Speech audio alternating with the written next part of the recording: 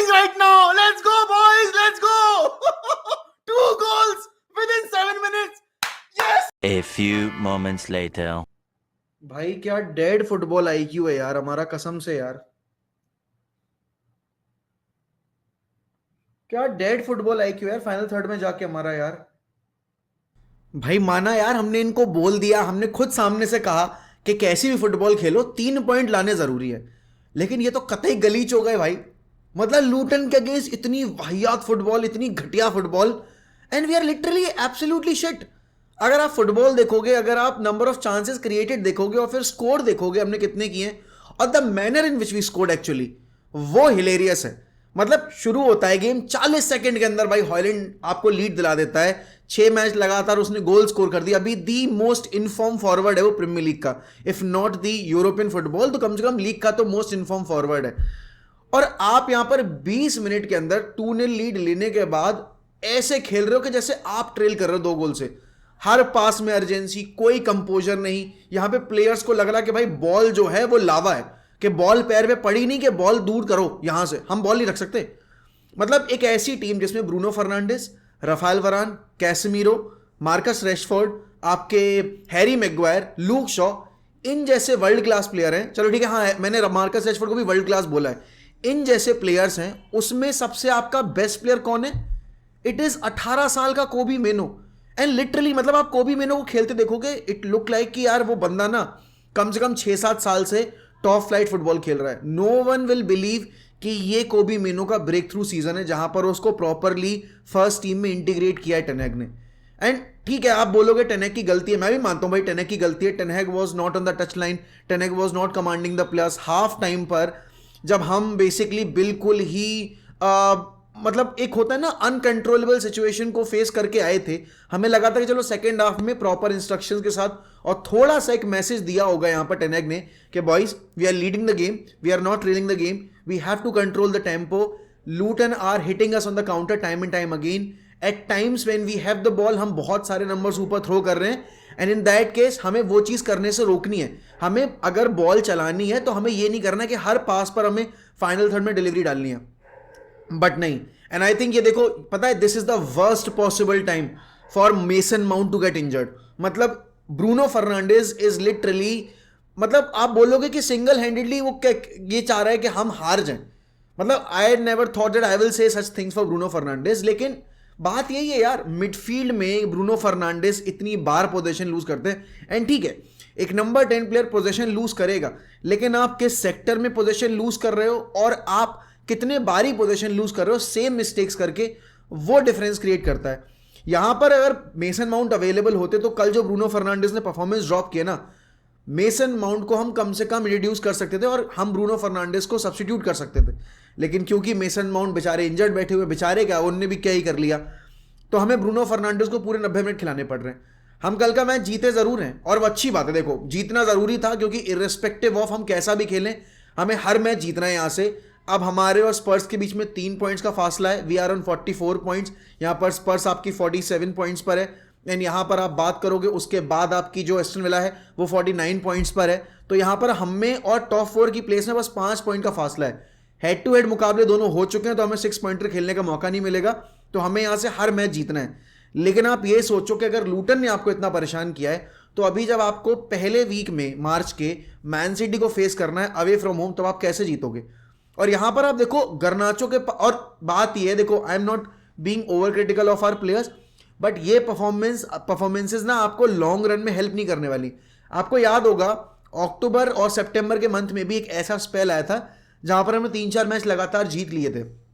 हम कमबैक्स कर रहे थे, हम लेट गोल स्कोर कर रहे थे। ब्रेंटफोर्ड वाला हमने लेट विनर मार के मतलब मैच जीता था, फिर फुलम भी हम लेट विनर मार के मैच जीते थे। ऐसे करके हम नॉटिंघम वगैरह के अगेंस्ट कमबैक करके एक स्पेल पे गए थे जहां पर हमने 3-4 मैच जीत लिए थे लगातार। बट उसके बाद क्या हुआ, वो फुटबॉल और वो बेसिकली जो आपका प्रोसेस था वो सस्टेनेबल नहीं था। यहां पर सेम चीज है, अब आपके पास इतना क्वेश्चन भी नहीं है कि आप यहां पर 2-3 गेम हारना अफोर्ड कर पाओ, क्योंकि देखो सीधी सिंपल सी बात है, यहां पर अगर आप एक मैच हारे और आप यहां से कंटेंशन से गए बाहर, फिर आप यूरोपा के लिए ही कंपीट करो, क्योंकि आप यहां पर जो गैप है वो ब्रिज नहीं कर पाओगे, वापस से क्लोज इन नहीं कर पाओगे। यूनाइटेड ने कल यहां पर लूटन टाउन के अगेंस्ट 20 मिनट के अंदर 2 गोल की लीड लेने के बाद उस तरह की फुटबॉल, उस तरह का डोमिनेशन दिखाया नहीं। आई नो कि सारी टीम स्ट्रगल की है कैनवेथ रोड पे आके। आप चाहे चेल्सी की बात करो, आप चाहे यहां पर सिटी की बात करो, आप लिवरपूल की बात करो, आप आर्सेनल की बात करो, हर किसी ने गोल्स कंसीड किए हैं। लेकिन कम से कम उन्होंने एक चीज नहीं की थी कि वो हर पास पर ना सामने वाली टीम को ब्रीच करने की कोशिश नहीं करे थे। वहां उनके नंबर ऑफ पासेस सक्सेसफुल देख लो आप, और फिर हमारे देख लो। We never looked in control. And यहां पर इस चीज का ब्लेम अगर मैं डालूं तो मैं डालूंगा ब्रूनो फर्नांडिस के ऊपर, क्योंकि you are the captain. And अगर आप अपनी टीम को बाय एन एग्जाम्पल लीड नहीं कर पा रहे हो, जो शिकायत आपकी बेसिकली मैग्वायर से रहती थी, वो अभी करंट सिचुएशन में आपकी ब्रूनो से भी है। एंड देन अगर मैं बात करूं यहां पर गर्नाचो की, गर्नाचो could have easily scored a brace. हमें कल के मैच में ना 5 गोल आराम से मिलते, क्योंकि वो जो 2 गोल हमने स्कोर किए हैं वो तो चलो ठीक है, वो तो उन्होंने गिफ्ट ही कर दिया बिल्कुल। पहला वाला तो बिल्कुल ही गिफ्ट किया था, सेकंड वाले पे यस चेस्टेड गोल था वो, वहां पे हॉयलैंड का वेल डायरेक्टेड गोल था। लेकिन आप देखो डेलो के पास अपॉर्चुनिटी थी वहां पर 1v1 सिचुएशन में, वहां पर ही took a heavy touch and then precision नहीं था उनके टच में, और उनके बेसिकली कन्विक्शन नहीं था कि उनको करना क्या है। Then Bruno Fernandes waiting till the last moment, and फिर उसमें भाई सैम्बी लोकोंगा का जो ब्लॉक था, I think you have to give it to him कि भाई जिस तरीके से उसने लास्ट मैन ब्लॉक किया है, आराम से गोल स्कोर हो सकता था, but Bruno took too many touches and then Bruno took a lot of time on the ball. And the worst of it was Garnacho वाला। भाई he could have chipped the player, he could have basically run past the goalkeeper and could have scored that goal, but Garnacho confuse होकर उसको समझ में नहीं उसको करना क्या। भाई वो सामने जाकर गोल के कट इन कर रहा है, पता नहीं क्यों, मतलब there was no need for it. And then आप अगर बात करो यहां पर, हमने इतने मैचेस में मार्कस रैशफोर्ड को ब्लेम किया है, बट भाई मार्कस रैशफोर्ड कल के मैच में जितने चांसेस बना के देके गया ना गर्नाचो के लिए, गर्नाचो ने उन सारे चांसेस को बिल्कुल ही फक अप कर दिया। एंड देखो देयर विल बी गेम्स जहां पर गर्नाचो फ्रस्ट्रेट करेगा, उन मोमेंट्स में आपके बाकी प्लेयर्स को स्टेप अप करना है। Casemiro going for that tackles, lunges again and again. Casemiro looked I think काफी ऑफ कल के गेम में। एंड हाँ, जब अच्छा करेगा तो तारीफ करते हैं हम, यहां पर खराब करेगा तो ऑब्वियसली क्रिटिसिज्म भी देनी बनती है। उसके बाद अगर आप बात करो हैरी मैग्वायर, लास्ट ईयर वाले हैरी मैग्वायर की हमें झलकियां दिखा के गया, जहां पर Harry Maguire was tackling the players ruthlessly and कोई सेंस नहीं है कि आप किस पोजीशन पे हो। एंड देन टीम सिलेक्शन पे जरूर मैं बोलूंगा, अगर लूक शॉ इंजर्ड था तो आपने लूक शॉ को क्यों पुश किया फर्स्ट 11 में? There was no need for it. अब आपके पास लूक शॉ नहीं है, आपके पास टायरल मलासिया की अवेलेबिलिटी का कुछ पता नहीं है, आपने यहां पर रेगियोन को वापस भेज दिया तो रेगियोन आपके पास नहीं है, आपके पास आमराबाद है जो मेकशिफ्ट लेफ्ट बैक है, आप खिला सकते हो उसको उस पोजीशन में। अल्वारो फर्नांडिस को आपने बेनफिका लोन पे भेज रखा है। आपने कल हाफ टाइम के बाद पूरा मैच लिंडलॉफ के साथ खेला लेफ्ट बैक पोजीशन पे, which was a suicidal situation for us.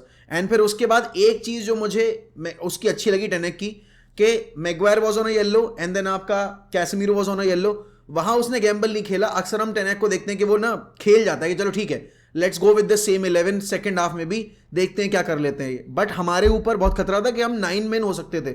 और वहां पर मैग्वायर और आपके कैसेमीरो दोनों को सब्स्टिट्यूट किया और इवांस को डाला एंड मैकटोमने को डाला। अल्टीमेटली मैकटोमने ने वो परफॉर्मेंस ड्रॉप नहीं की जो एक्सपेक्टेड थी, बट स्टिल हमारे ऊपर वो सरदर्द नहीं था कि यार यहां से इन्होंने सेकंड येलो ले लिया तो हम 10 मैन या 9 मैन हो जाएंगे। हाँ, एक प्लेयर जरूर है, बल्कि मैं 2-3 प्लेयर्स की बात करना चाहूंगा जिनसे मैं खासा खुश था।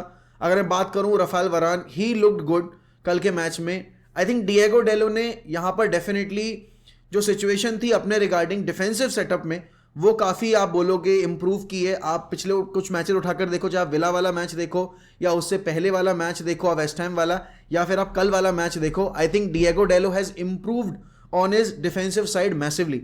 और वो ज़रूरी भी है क्योंकि देखो अब यहाँ पर डिसीजन लेने की बात है कि आपको कौन से प्लेयर्स रखने, कौन से प्लेयर्स नहीं रखने।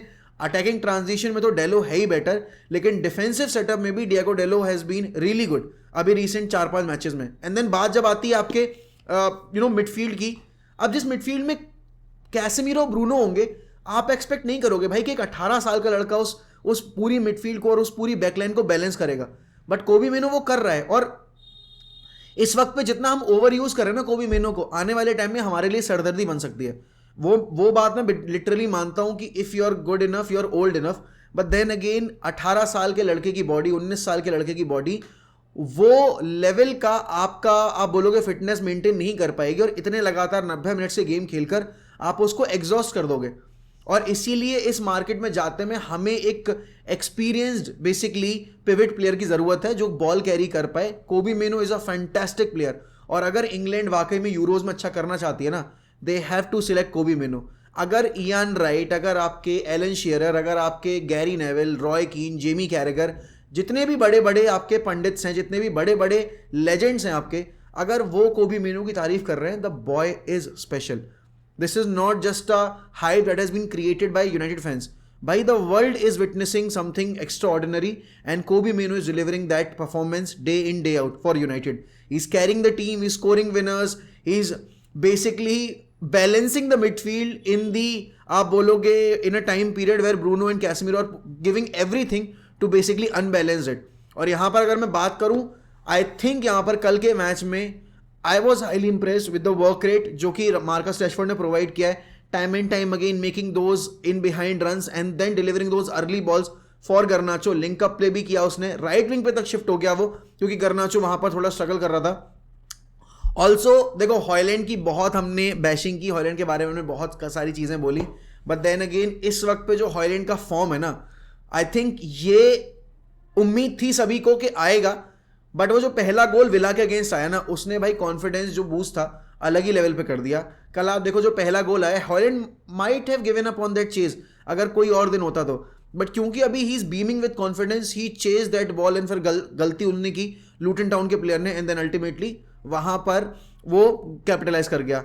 और देखो स्ट्राइकर्स के साथ यही चीज होती है, अगर उनका एक गोल आ जाता है ना तो फिर उनके गोल्स आते रहते हैं, क्योंकि वो फिर अपने साइकोलॉजिकल लेवल पे काफी अपने आप को स्ट्रॉन्ग कर चुके होते हैं. इट्स जस्ट दैट उनको पहला गोल, और वो जो पहला गोल बहुत दिन तक नहीं आया था ना, 11 12 15 गेम वीक तक, तो बहुत फ्रस्ट्रेटिंग लेवल हाई हो गया था यहाँ पे हॉयलैंड का, एंड अल्टीमेटली जाकर अब वो चीजें पे ऑफ हो रही हैं. He is the youngest player to score 6 consecutive goals in 6 consecutive Premier League games in the history of Premier League. तो वो अपने आप में दिखाता है भाई कि कितना मोन्यूमेंटल फिगर अचीव किया है कल उन्होंने ये. एंड येस, लूटन टाउन को हरा दिया हमने कैनविल रोड पे, जैसा भी खेले हो, बट एटलीस्ट हमने लूटन टाउन पे पॉइंट्स ड्रॉप नहीं किए. गंदी फुटबॉल खेलने के बाद भी हम यहाँ पर लूटन टाउन पे 3 पॉइंट निकाल के लेकर आए, लेकिन ये फुटबॉल सस्टेनेबल नहीं है लेकिन उसके अलावा भी यहाँ पर देखो जीतना जरूरी था. स्पर्स के अगेंस्ट जाकर आपको गैप क्लोजिंग करना था, वो आपने कर लिया. एस्टन विला से आपको गैप क्लोजिंग करना था, वो आपने कर लिया, विच इज गुड. जीडी भी पॉजिटिव हो गया आपका, 1 का जीडी हो गया है. सोचो 25वें गेम वीक में जाते हैं हम ये सेलिब्रेट करेंगे भाई हमारा 1 का जीडी हो गया, ठीक है. But then again I think everyone is happy कि हमने यहाँ पर गैप जो था वो क्लोजिंग किया. ऑल्सो डैन एशवर्थ पे न्यूज आई है भाई, डैन एशवर्थ ने न्यूकासल को ये पब्लिकली इन्फॉर्म कर दिया है अब, और वो ये चीज बहुत क्लियरली बोल चुके हैं कि भाई मैं यूनाइटेड के प्रोजेक्ट में इंटरेस्टेड हूं, मुझे यूनाइटेड के साथ जो है वो काम करना है.